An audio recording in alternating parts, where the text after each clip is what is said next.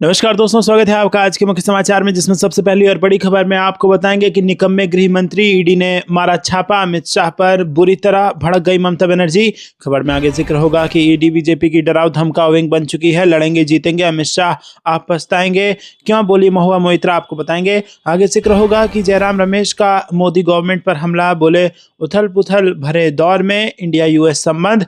आगे जिक्र होगा कि इंदौर में दूषित पानी से मौतों पर पारा गर्म, कांग्रेस ने मोहन सरकार को घेरा, पूछे तीखे सवाल। और इसी के साथ आगे जिक्र होगा कि कांग्रेस ने इंदौर में मौतों की सुप्रीम कोर्ट स्तर पर स्वतंत्र जांच की कर दी मांग। दोस्तों, हर एक खबर की गहराई में आपको ले जाएंगे, लेकिन उससे पहले आपसे निवेदन की वीडियो कीजिए लाइक और चैनल को सब्सक्राइब करके बेल आइकन दबाकर कमेंट में लिखिए जय हिंद।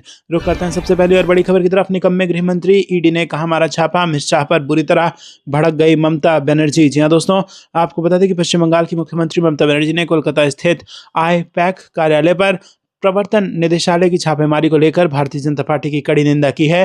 बनर्जी ने आरोप लगाया कि केंद्रीय एजेंसी पार्टी के दस्तावेज ले गई है और भाजपा को चेतावनी दी है कि उनके राज्य कार्यालय पर भी इसी तरह की छापेमारी की जा सकती है। उन्होंने कहा कि भाजपा राज्य में विधानसभा चुनावों से पहले उनकी पार्टी के बारे में जानकारी जुटाने के लिए छापेमारी कर रही है। मुख्यमंत्री ने कहा कि क्या ईडी और अमित शाह का यह कर्तव्य है कि वो पार्टी की हार्ड डिस्क और उम्मीदवारों की सूची जब्त करे? ये निकम्मे गृह मंत्री जो देश की रक्षा नहीं कर सकते, मेरी पार्टी के सारे दस्तावेज ले जा रहे हैं। अगर मैं भाजपा के कार्यालय पर छापा मारूंगा तो क्या होगा? एक तरफ वो पश्चिम बंगाल में SIR करके सभी मतदाताओं के नाम मिटा रहे हैं, चुनाव के कारण वो मेरी पार्टी के बारे में सारी जानकारी जुटा रहे हैं। रुक करते हैं अगली ब्रेकिंग न्यूज़ की तरफ। ईडी बीजेपी की डराव धमकाओ विंग बन चुकी है। लड़ेंगे जीतेंगे अमित शाह, आप पछताएंगे, बोली महुआ मोइत्रा। जी हाँ दोस्तों, तृणमूल कांग्रेस की सांसद महुआ मोइत्रा ने अपनी पार्टी के लिए काम करने वाली पॉलिटिकल कंसल्टेंसी आईपैक और इसके डायरेक्टर प्रतीक जैन के परिसरों पर प्रवर्तन निदेशालय की छापेमारी किए जाने की आलोचना की है। महुआ मोइत्रा ने कहा कि ईडी बीजेपी की डराव धमकाओ विंग बन चुकी है। टीएमसी सांसद ने कहा कि अमित शाह, हम लड़ेंगे और जीतेंगे। असल में प्रवर्तन निदेशालय ने गुरुवार को कोलकाता में पॉलिटिकल कंसल्टेंसी फर्म IPAC और इसके डायरेक्टर प्रतीक जैन के परिसरों पर मनी लॉन्ड्रिंग की जांच के तहत तलाश अभियान चलाया। Jain Indian political action committee के सह संस्थापक हैं। वो पश्चिम बंगाल में सत्तारूढ़ पार्टी तृणमूल कांग्रेस के IT प्रकोष्ठ के प्रमुख भी हैं। सूत्रों के अनुसार एजेंसी द्वारा कुछ अन्य परिसरों की भी तलाशी ली जा रही है। रुक करते हैं अगली ब्रेकिंग न्यूज की तरफ। जयराम रमेश का मोदी गवर्नमेंट पर हमला, बोले उथल पुथल भरे दौर में इंडिया US संबंध। जी हाँ दोस्तों, आपको बता दें कि कांग्रेस सांसद जयराम रमेश ने गुरुवार को भारत अमेरिका संबंधों में बढ़ते तनाव को उजागर करते हुए द्विपक्षीय संबंधों को अत्यंत उथल पुथल भरे दौर से गुजरने वाला बताया। कांग्रेस नेता ने प्रधानमंत्री नरेंद्र मोदी पर निशाना साधते हुए कहा कि डोनाल्ड ट्रंप के दूसरे दौर की जीत के दौरान व्हाइट हाउस का दौरा करने वाले पहले लोगों में प्रधानमंत्री भी शामिल थे। एक्स पर एक पोस्ट में रमेश ने कहा कि ट्रंप के दूसरे दौर में व्हाइट हाउस पहुंचने वाले पहले लोगों में प्रधानमंत्री के शामिल होने के बावजूद भारत अमेरिका संबंध अत्यंत उथल पुथल भरे दौर से गुजर रहे हैं। जयराम ने आगे विधायी और राजनयिक घटनाक्रमों की ओर भी इशारा किया, जिनके बारे में उन्होंने कहा कि वो भारत की स्थिति को और जटिल बना रहे हैं। राज्यसभा सांसद रमेश ने अपने पोस्ट में कहा कि राष्ट्रपति ट्रंप के करीबी सहयोगी सेनेटर लिंडसे ग्राहम एक विधेयक पेश कर रहे हैं, जिसके तहत रूस के साथ भारत के व्यापारिक और सैन्य संबंधों के कारण उस पर व्यापक नए प्रतिबंध लगाए जाएंगे। इससे पहले सेनेटर बर्नी मोरिनो ने एक विधेयक पेश किया था, जिसमें आउटसोर्सिंग भुगतान करने वाली अमेरिकी कंपनियों पर 25% कर लगाने का प्रस्ताव है। दोस्तों, रुक करते हैं अगली ब्रेकिंग न्यूज की तरफ। इंदौर में दूषित पानी से मौतों पर पारा गर्म, कांग्रेस ने मोहन सरकार को घेरा और पूछे तीखे सवाल। जहां दोस्तों, इंदौर में दूषित पानी से हुई मौत के बाद राजनीतिक माहौल पूरी तरह गर्मा गया है। इस मामले को लेकर कांग्रेस ने मध्य प्रदेश की बीजेपी सरकार पर गंभीर लापरवाही के आरोप लगाए हैं। कांग्रेस का कहना है कि नए साल की शुरुआत कई परिवारों के लिए मातम लेकर आई है और इसकी जिम्मेदारी सीधे तौर पर सरकार की नीतियों और प्रशासनिक विफलता पर जाती है। कांग्रेस के राष्ट्रीय मीडिया चेयरमैन पवन खेड़ा ने इंदौर की घटना को बेहद चिंताजनक बताते हुए कहा कि स्वच्छ भारत मिशन और हर घर नल योजना की जमीनी हकीकत अब जनता के सामने आ गई है। उन्होंने आरोप लगाया कि जुलाई 2022 में पानी की पुरानी पाइपलाइन बदलने के लिए टेंडर को मंजूरी मिल चुकी थी, लेकिन इसके बावजूद काम शुरू नहीं किया गया। इसी लापरवाही का नतीजा है कि दूषित पानी लोगों की जान ले रहा है। रुक करते हैं अगली ब्रेकिंग न्यूज की तरफ। कांग्रेस ने इंदौर में मौतों की सुप्रीम कोर्ट स्तर पर स्वतंत्र जांच की उठा दी मांग। जी हाँ दोस्तों, आपको बता दें कि कांग्रेस ने इंदौर में दूषित पानी के कारण हुई मौत को लेकर बृहस्पतिवार को मध्य प्रदेश सरकार से जवाब मांगा और बीजेपी शासन को जवाबदेह ठहराने के लिए उच्चतम न्यायालय स्तर की स्वतंत्र जांच की मांग की। कांग्रेस के मीडिया और प्रचार विभाग के प्रमुख पवन खेड़ा ने संवाददाता सम्मेलन में आरोप लगाया कि इस घटना से बीजेपी सरकार का कुरूप, क्रूर और पूरी तरह से संवेदनहीन चेहरा उजागर हो गया है। उन्होंने दावा किया कि मध्य प्रदेश की भाजपा सरकार की घोर लापरवाही, अक्षमता और घोर उदासीनता के कारण इंदौर में 6 महीने के एक शिशु सहित 18 निर्दोष लोगों की जान चली गई। पवन खेड़ा ने कहा कि 40,000 से अधिक लोग प्रभावित हुए हैं और कई लोग अभी भी आईसीयू में जीवन के लिए संघर्ष कर रहे हैं। उन्होंने कहा कि ये वही इंदौर शहर है जिसने केंद्र सरकार के स्वच्छ सर्वेक्षण में लगातार 8वीं बार सबसे स्वच्छ शहर का खिताब हासिल किया है। उन्होंने कहा कि बीजेपी जो लगातार सबका साथ सबका विकास का नारा लगाती रहती है, अपने सबसे बुनियादी कर्तव्य यानी सुरक्षित और स्वच्छ पेयजल उपलब्ध कराने में विफल रही है। तत्परता, करुणा या जवाबदेही दिखाने के बजाय बीजेपी सरकार ने चौंकाने वाला अहंकार प्रदर्शित किया है। उन्होंने दावा किया कि मध्य प्रदेश के मंत्री कैलाश विजयवर्गीय ने फोकट का सवाल मत पूछो जैसे अपमानजनक टिप्पणी करके पत्रकारों का अपमान किया और मुआवजे के लिए इंतजार करते शोक संतप्त परिवारों के लिए अपमानजनक शब्दों का इस्तेमाल किया। रुक करते हैं अगली ब्रेकिंग न्यूज की तरफ। राज ठाकरे का बड़ा बयान, अगर बीजेपी निकाय चुनाव में जीती तो इसको लेकर बड़ा बयान दे दिया है राज ठाकरे ने। महाराष्ट्र की राजनीति में दशकों बाद एक ऐतिहासिक मोड़ आया है। महाराष्ट्र नवनिर्माण सेना प्रमुख राज ठाकरे और शिवसेना प्रमुख उद्धव ठाकरे ने पहली बार एक संयुक्त साक्षात्कार में भारतीय जनता पार्टी पर बड़ा हमला बोला है। दोनों भाइयों ने दो टूक कहा कि मुंबई को महाराष्ट्र से अलग करने की साजिश रचने वाले लोग ही आज केंद्र और राज्य की सत्ता पर काबिज हैं। राज ठाकरे ने चेतावनी दी कि अगर बीजेपी महानगर पालिकाओं की सत्ता पर भी काबिज हो गई तो मराठी मानुष पूरी तरह शक्तिहीन हो जाएंगे। उन्होंने कहा कि हम अपने अस्तित्व के लिए नहीं बल्कि महाराष्ट्र के गौरव और मराठी लोगों के अधिकारों की रक्षा के लिए साथ आए हैं। राज ठाकरे ने स्पष्ट किया कि बाहरी लोग यहां सिर्फ रोजी रोटी के लिए नहीं आ रहे बल्कि अपने वोट बैंक और निर्वाचन क्षेत्र बना रहे हैं, जो चिंता का विषय है। रुक करते हैं अगली ब्रेकिंग न्यूज की तरफ। तमिलनाडु चुनाव से पहले कांग्रेस का फुल एक्शन मोड, बढ़ी गठबंधन मजबूत करने की रफ्तार, राहुल प्रियंका जल्द करेंगे दौरा। जी हां दोस्तों, तमिलनाडु में होने वाले विधानसभा चुनावों से पहले कांग्रेस ने अपनी सियासी गतिविधियां तेज कर दी है। पार्टी एक तरफ सहयोगी दलों से बातचीत बढ़ा रही है तो दूसरी तरफ संगठन को जमीनी स्तर पर मजबूत करने में जुट गई है। राहुल गांधी और प्रियंका गांधी के जल्द तमिलनाडु दौरे की भी तैयारी है। तमिलनाडु में इस साल होने वाले विधानसभा चुनाव को लेकर राजनीतिक माहौल गर्मा गया है। कांग्रेस पार्टी ने भी अपनी रणनीति पर काम तेज कर दिया है। पार्टी सूत्रों के मुताबिक वरिष्ठ नेता राहुल गांधी और प्रियंका गांधी आने वाले हफ्तों में तमिलनाडु का दौरा कर सकते हैं और इससे साफ है कि कांग्रेस नेतृत्व राज्य में अपनी मौजूदगी को मजबूत करना चाहता है। बीते कुछ महीनों में चर्चा सामने आई है कि कांग्रेस अभिनेता से नेता बने विजय की पार्टी तमिलगावेत्री कजगम के साथ राजनीतिक बातचीत की संभावना है। रुक करते हैं अगली ब्रेकिंग न्यूज की तरफ। आईपीएल बयान बना सियासी बवाल, नीतीश कुमार की जेडीयू से बाहर हो सकते हैं वरिष्ठ नेता केसी त्यागी। जी हां दोस्तों, जनता दल यूनाइटेड के वरिष्ठ नेता केसी त्यागी एक बार फिर अपने बयान को लेकर पार्टी के भीतर विवादों में घिरते नजर आ रहे हैं। सूत्रों के मुताबिक आईपीएल और बांग्लादेशी क्रिकेटर मुस्तफिजुर रहमान को लेकर दिए गए उनके बयान से पार्टी नेतृत्व खासा नाराज है और इसी नाराजगी के चलते केसी वेणुगोपाल पर अनुशासनात्मक कार्रवाई की संभावना जताई जा रही है। यहां तक कि उन्हें पार्टी से बाहर का रास्ता भी दिखाया जा सकता है। दरअसल बांग्लादेश में हिंदुओं पर हो रहे अत्याचार और हिंसा के विरोध में देश भर में गुस्सा देखने को मिला था। इसी माहौल के बीच शाहरुख खान की IPL team Kolkata night Riders द्वारा खरीदे गए बांग्लादेशी खिलाड़ी मुस्तफिजुर रहमान को टीम से हटाने की मांग उठी। बढ़ते दबाव के बाद बीसीसीआई ने सख्त रुख अपनाया और अंततः मुस्तफिजुर रहमान को केकेआर से रिलीज कर दिया गया। इसी फैसले पर प्रतिक्रिया देते हुए केसी त्यागी ने कहा था कि खेल और राजनीति को एक दूसरे से अलग रखा जाना चाहिए। उन्होंने ये भी कहा था कि भले ही बांग्लादेश में हिंदुओं पर हमलों से भारतीय समाज आक्रोशित है, लेकिन खेल भावना को राजनीति के दबाव में नहीं आना चाहिए। त्यागी का मानना था कि मुस्तफिजुर को आईपीएल में खेलने की अनुमति मिलनी चाहिए थी। अपने बयान में त्यागी ने पाकिस्तान और बांग्लादेश के साथ तनावपूर्ण संबंधों का जिक्र करते हुए कहा था कि भारतीय उपमहाद्वीप की परिस्थितियां खेल पर असर डालती हैं। उन्होंने बीसीसीआई के फैसले को भावनाओं से जुड़ा हुआ बताया, लेकिन साथ ही ये भी जोड़ा कि व्यक्तिगत रूप से वो खेलों में राजनीति के बढ़ते हस्तक्षेप के पक्ष में नहीं है। त्यागी ने ये उदाहरण भी दिया कि जब बांग्लादेश ने हिंदू क्रिकेटर लिट्टन दास को अपनी टीम का कप्तान बनाया है तो पूरे मामले पर दोबारा सोचने की जरूरत है। दोस्तों, आपको कुछ लगता है कमेंट में बताइए। वीडियो को लाइक नहीं किया तो लाइक जरूर कीजिएगा। रुक करते हैं अगली ब्रेकिंग न्यूज की तरफ। एक फोन से नरेंद्र सरेंडर कर गए, पीएम मोदी पर राहुल गांधी का नया तंज, कहा फर्क समझो सर जी। जी हाँ दोस्तों, आपको बता दें कि कांग्रेस के पूर्व अध्यक्ष राहुल गांधी ने अमेरिकी राष्ट्रपति डोनाल्ड ट्रंप द्वारा हाल के दिनों में प्रधानमंत्री नरेंद्र मोदी पर की गई टिप्पणियों की पृष्ठभूमि में बुधवार को कटाक्ष करते हुए कहा कि फर्क समझो सर जी। लोकसभा में नेता प्रतिपक्ष ने पिछले साल जून में कांग्रेस के संगठन सृजन अभियान से संबंधित एक कार्यक्रम में दिए गए अपने भाषण का एक अंश साझा किया, जिसमें उन्होंने दावा किया था कि प्रधानमंत्री मोदी ट्रंप के एक फोन से उनके सामने झुक गए तथा नरेंद्र सरेंडर कर गए।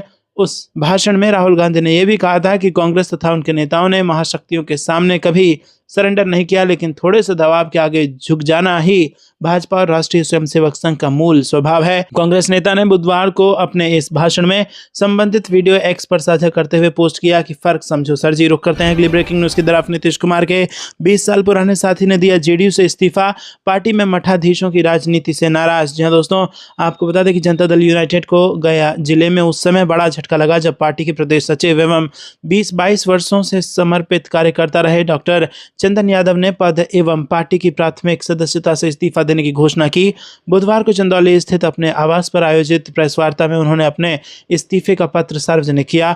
डॉक्टर चंदन यादव ने प्रदेश अध्यक्ष उमेश सिंह कुशवाहा को संबोधित इस्तीफे में संगठन पर गंभीर आरोप लगाए। उन्होंने कहा कि पार्टी में कुछ वरीय नेता संगठन और सरकार में अपने लोगों को स्थापित कर रहे हैं, जबकि वर्षों से संघर्षरत और नीतीशवादी विचारधारा से जुड़े कार्यकर्ताओं की लगातार उपेक्षा हो रही है। उन्होंने आरोप लगाया कि मुख्यालय में बैठे कुछ लोग संगठन और सत्ता पर कब्जा जमाए हुए हैं, जिनकी परिक्रमा किए बिना ना संगठनात्मक जिम्मेदारी मिलती है और ना ही नेतृत्व तक पहुंच संभव है। रुक करते हैं अगली ब्रेकिंग न्यूज की तरफ। सुप्रीम कोर्ट सोनम वांगचुक की हिरासत को चुनौती वाली याचिका पर बृहस्पतिवार को करेगा सुनवाई। जी हां दोस्तों, सुप्रीम कोर्ट ने जेल में बंद जलवायु कार्यकर्ता सोनम वांगचुक की पत्नी गीतांजलि जे अंगामो द्वारा राष्ट्रीय सुरक्षा कानून के तहत उनकी हिरासत के खिलाफ दायर याचिका की सुनवाई 8 जनवरी के लिए स्थगित कर दी। न्यायमूर्ति अरविंद कुमार और न्यायमूर्ति पीवी वराले की पीठ ने बुधवार को मामले की सुनवाई स्थगित कर दी।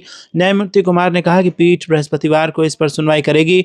वांगचुक की ओर से वरिष्ठ अधिवक्ता कपिल सिब्बल पेश हुए और इस मामले की सुनवाई इससे पहले न्यायमूर्ति अरविंद कुमार और न्यायमूर्ति NV अंजारी की पीठ ने की थी। याचिका में दावा किया गया है कि वांगचुक की हिरासत अवैध और मनमानी है, जो उनके मौलिक अधिकारों का उल्लंघन करती है। केंद्र और लद्दाख केंद्र शासित प्रदेश की ओर से पेश हुए सॉलिसिटर जनरल तुषार मेहता द्वारा 24 नवंबर को अंगमो की अर्जी पर जवाब देने के लिए समय देने को अनुरोध किए जाने के बाद शीर्ष अदालत ने मामले की सुनवाई स्थगित कर दी थी। रुक करते हैं अगली ब्रेकिंग न्यूज की तरफ। अमित शाह तमिलनाडु में हिंदुओं की स्थिति को लेकर सरासर झूठ बोल रहे हैं। जी हां दोस्तों, तमिलनाडु के मुख्यमंत्री M.K. स्टालिन ने बुधवार को कहा कि केंद्रीय गृह मंत्री अमित शाह का ये आरोप कि तमिलनाडु में हिंदुओं के अधिकार छीने जा रहे हैं सरासर गलत है और उनके पद की गरिमा के अनुरूप नहीं है।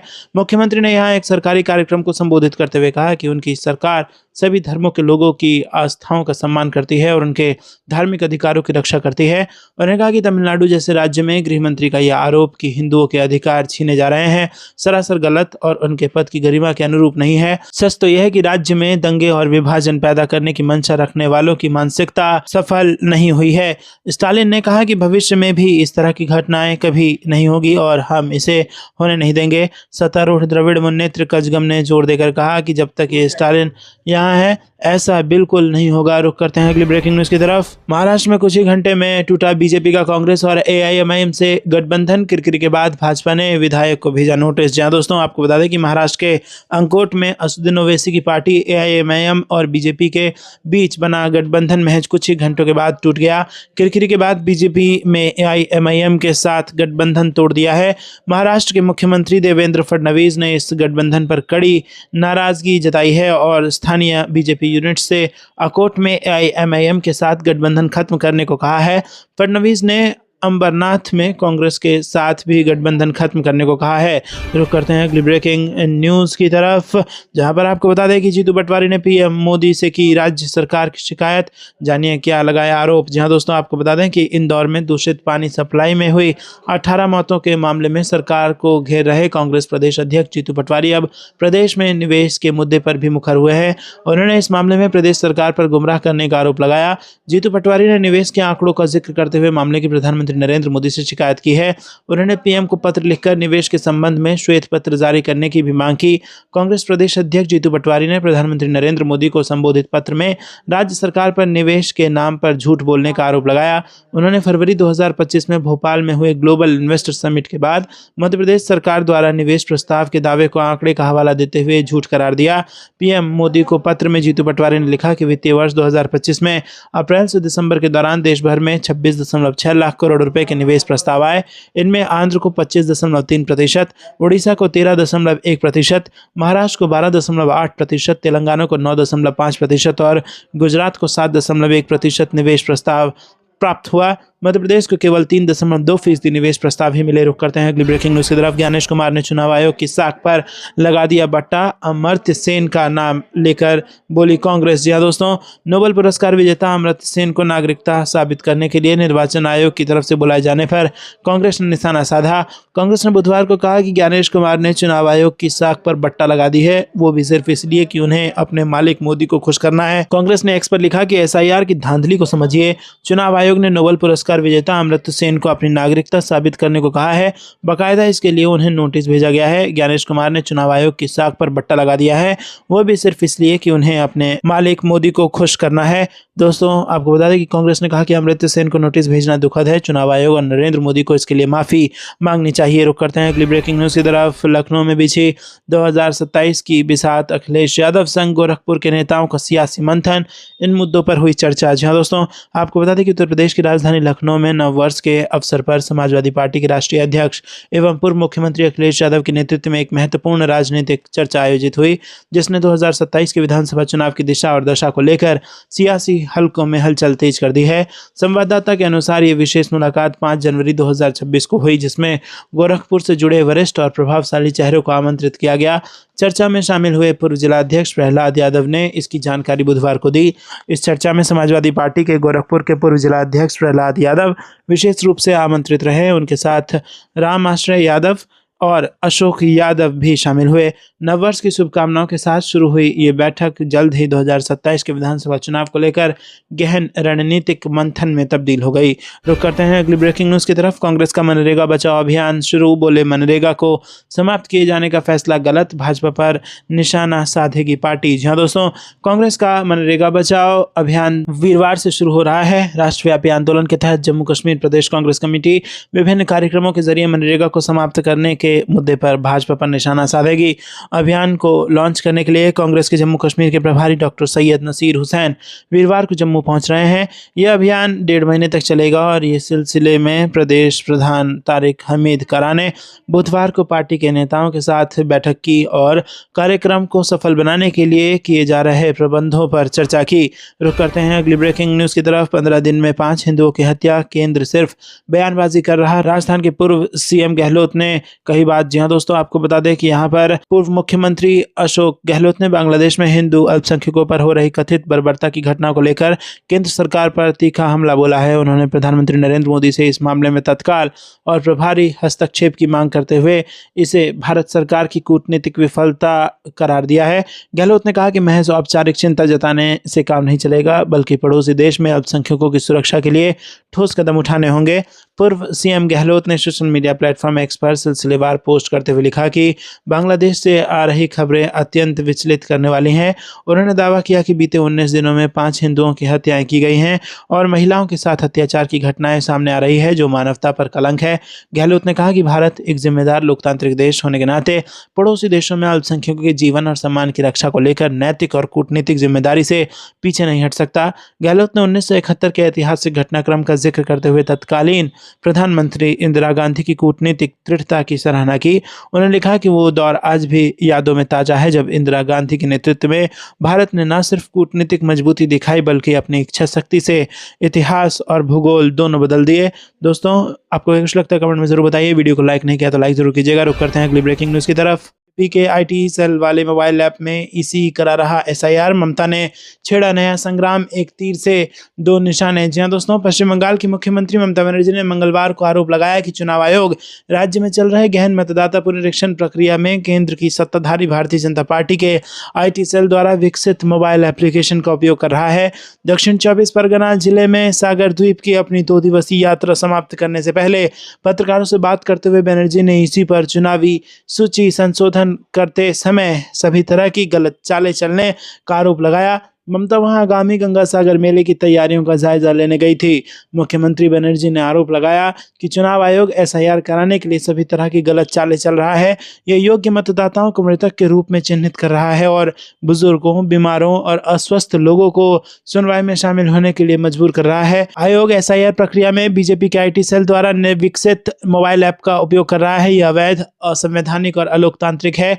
ये जारी नहीं रह सकता। रुक करते हैं अगली ब्रेकिंग न्यूज की तरफ। अपनी जिम्मेदारी निभाने में नाकाम, दिल्ली में प्रदूषण के लिए सुप्रीम कोर्ट ने सीएक्यूएम को जमकर लताड़ा। जी हां दोस्तों, आपको बता दें कि सुप्रीम कोर्ट ने मंगलवार को दिल्ली एनसीआर में वायु प्रदूषण की गंभीर समस्या से निपटने में commission for air quality management के सुस्त रवैये पर कड़ी नाराजगी जताई। कोर्ट ने सीएक्यूएम से कहा कि वो दिल्ली की सीमाओं पर लगे टोल प्लाजा को बंद करने या हटाने के मामले पर 2 महीने का समय मांगने के बजाय 2 हफ्तों के अंदर विशेषज्ञों की बैठक बुलाएं और प्रदूषण के बढ़ते कारणों पर रिपोर्ट पेश करें।